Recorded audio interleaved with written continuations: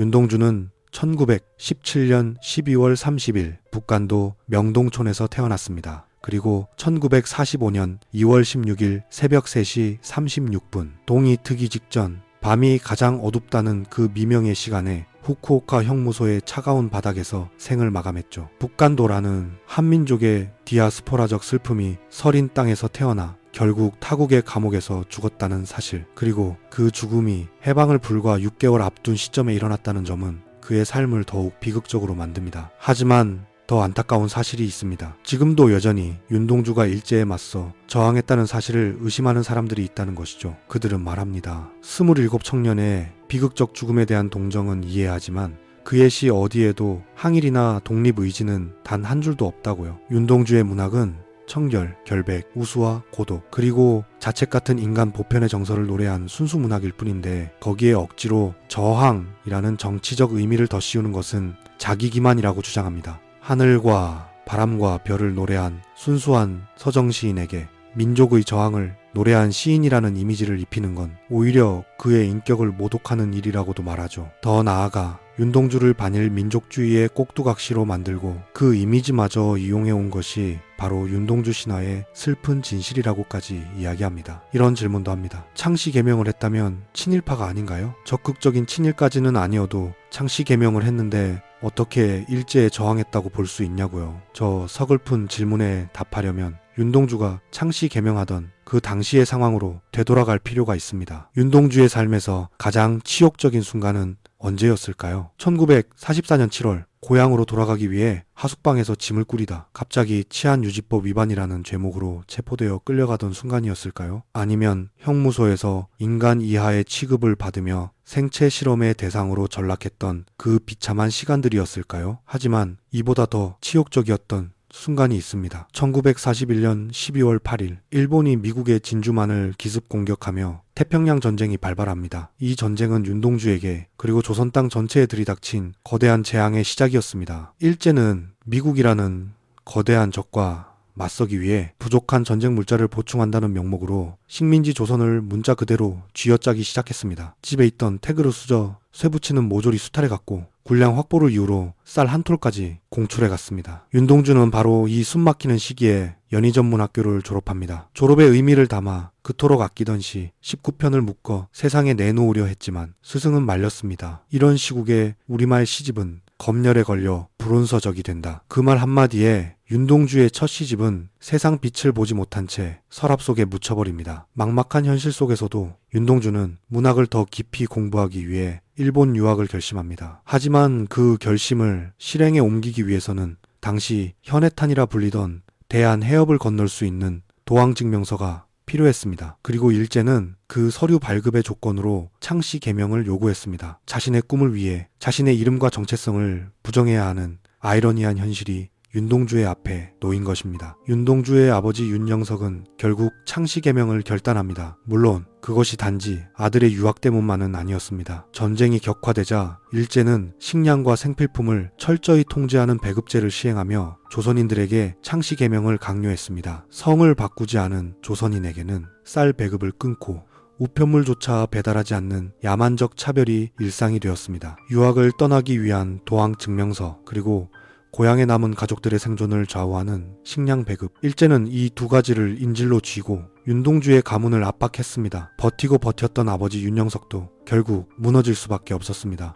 1942년 1월 29일 아버지는 가족의 생존과 아들의 미래를 지키기 위해 창씨 개명계를 제출합니다. 그리하여 윤동주의 호적상 이름은 히라누마 도주가 되고 맙니다. 그리고 이 이름 히라누마 도주는 윤동주에게 평생 지워지지 않는 부끄러움이자 깊은 상처로 남게 됩니다. 하지만 우리는 분명히 기억해야 합니다. 윤동주의 집안을 비롯하여 당시 수많은 조선인이 겪어야 했던 이 창씨 개명은 결코 일제에 대한 협력이나 변절이 아니었습니다. 그것은 살기 위해, 그리고 꿈을 지키기 위해 어쩔 수 없이 몸에 새겨야 했던 식민지 피지배자의 서글픈 고난의 형적이었습니다. 가장 거룩해야 할 종교조차도 살아남기 위해 비명 섞인 선택을 하던 시기였으니까요. 대표적인 예로는 기독교 교회의 신사참배의 문제를 들 수 있죠. 당시 일제는 신사참배를 강요했습니다. 물론 교리적으로는 명백한 우상숭배였기에 저항도 있었지만 일제의 탄압은 교회의 존립 자체를 흔들었습니다. 신사참배를 거부하면 학교는 폐쇄되었고 교회는 문을 닫아야 했으며 목회자들은 끌려가 고초를 겪어야 했습니다. 결국 1938년 조선예수교 장로회 총회는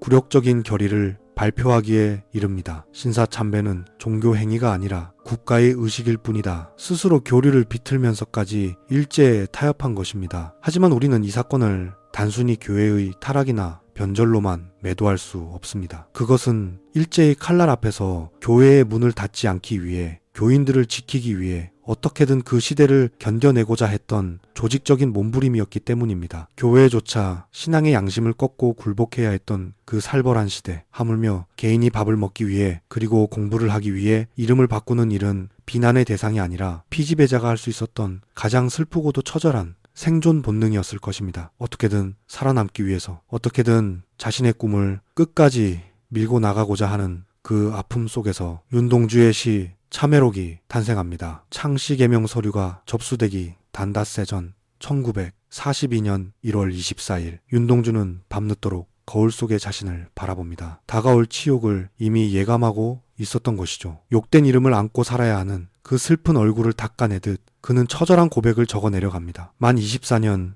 1개월을 무슨 기쁨을 바라 살아왔다던가. 그 절규 같은 문장이 이렇게 세상에 탄생했습니다. 참회록이라는 말은 원래 중세 이후 서양 기독교 문학에서 비롯된 자서전적 고백의 장르입니다. 성 아우구스티누스의 참회록, 톨스토이의 참회록, 루소의 참회록이 대표적이죠. 그런데 윤동주가 이 시를 쓰던 당시의 조선은 아이러니하게도 온 사회가 참회록으로 뒤덮여 있던 시기였습니다. 수많은 조선의 문인들이 자신의 과거 사상을 부끄럽다며 앞으로는 일본 왕을 위해 목숨 바치겠다고 맹세하는 글들을 참회록이라는 제목으로 앞다투어 발표했습니다. 일본의 승리는 절대적이다. 우리말은 버릴 때가 되었다. 민족주의와 서양 사조를 버리고 황군의 승리를 위해 한 몸을 바치겠다. 그들은 이렇게 외치며 스스로 일본인이 되겠다고 선언했습니다. 그 중에서도 가장 충격적인 것은 바로 춘원 이광수의 변절이었습니다. 당대 최고의 지식인이자 윤동주가 한때 존경했던 조선문학의 아버지 이광수. 그는 1940년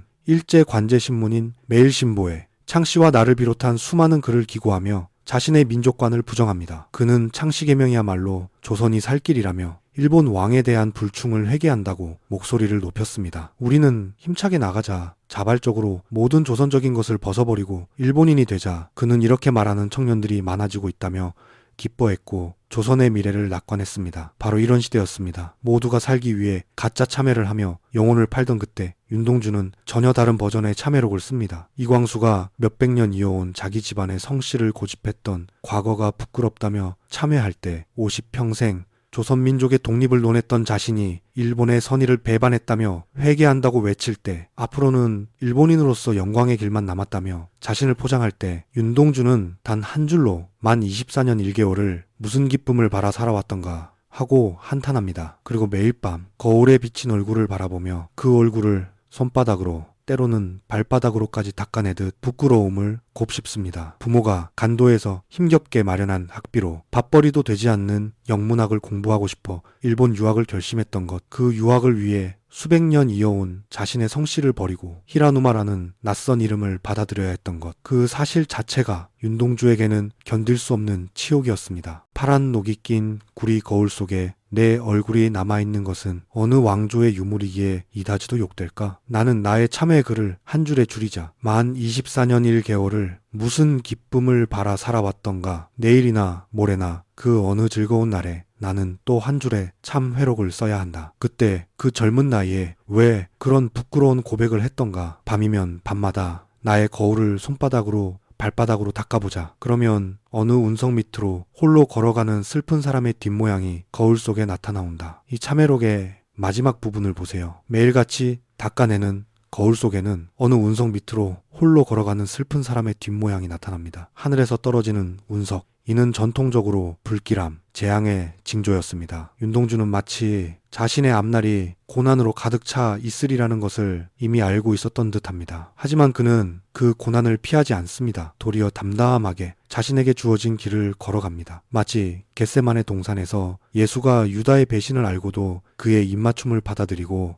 스스로 십자가의 길로 걸어간 것처럼 말입니다. 잊지 말아야 합니다. 예수가 죄 없이 십자가에 달렸듯이 윤동주가 운석처럼 떨어지는 고난 속으로 걸어갈 때 그것은 자신의 죄 때문이 아니었습니다. 죄 없이 고난 당하는 자, 바로 그것이 운석 밑으로 홀로 걸어가는 슬픈 사람의 뒷모양입니다. 예수는 십자가에서 죄 없이 고난당하는 이들의 슬픔에 동참했습니다. 윤동주 또한 같은 방식으로 그 시대에 억눌린 이들, 이름 없이 고난당하는 이들의 아픔에 자신의 삶을 겹쳐 넣었습니다. 그에게 기독교는 고난을 없애주는 초자연적인 힘이 아니었습니다. 위로를 받고 고통을 벗어나는 종교도 아니었습니다. 위로받지 못한 채 끝까지 고난당함으로써 예수의 사랑을 삶으로 실천하는 것, 그것이 윤동주의 신앙이었고 그의 문학이었고 그의 존재 방식이었습니다. 그리고 저는 묻고 싶습니다. 이것이 어찌 저항이 아니란 말입니까? 물론 윤동주의 시를 단순히 반일 저항이라는 정치적 구호로만 가두어서는 안 됩니다. 그의 저항은 총칼보다 더 깊은 곳, 바로 사랑과 부끄러움이라는 인류 보편의 윤리적 가치에서 시작된 실존적 결단이었기 때문입니다. 우리는 그의 시를 저항의 좁은 틀에서 해방시켜 더 넓고 깊은 인류의 유산으로 읽어야 합니다. 그때 비로소 윤동주의 시는 자기 성찰 없이 자기 도취에 빠져 살아가는